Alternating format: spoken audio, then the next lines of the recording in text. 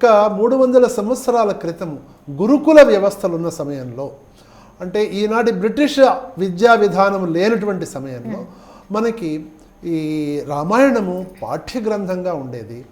పాఠ్యగ్రంథంగా కేవలము విశ్వవిద్యాలయాలు కళాశాలలోనే కాకుండా వివిధ స్థాయిలలో పాఠ్యగ్రంథంగా ఉండేది.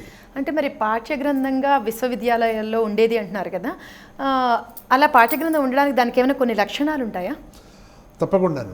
నిజంగానే పాఠ్యగ్రంథానికి కొన్ని లక్షణాలు ఉండాలి అనేటువంటిది, నేను ఉస్మానియా యూనివర్సిటీలో పనిచేశాను కాబట్టి యూనివర్సిటీలో ఉన్నటువంటి అనేక విభాగాలలో పాఠ్యగ్రంథాలు, రెఫరెన్స్ పుస్తకాలు, వీటిని ఏ విధంగా ఉండాలి అనేటువంటిది.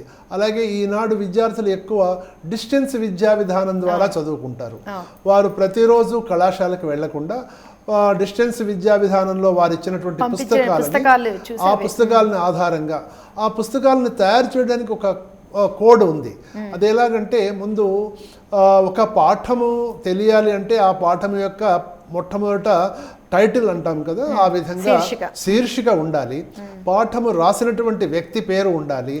తరువాత మొదట్లోనే ఆ పాఠం మొత్తంలో ఏమి చెప్తున్నాము అనేటువంటివి కంటెంట్ కూడా సబ్జెక్ట్ అంటాం మనం. లెటర్స్ లో మొత్తం లెటర్ యొక్క సబ్జెక్ట్ ని ఒక లైన్ లో సారాంశం ఇవ్వటం. ఆ విధంగా సారాంశము ముందు ఉండాలి. ఆ తరువాత విస్తృతంగా పాఠము పేరాల రూపంలో ఉండాలి, పేజీలుగా ఉండాలి.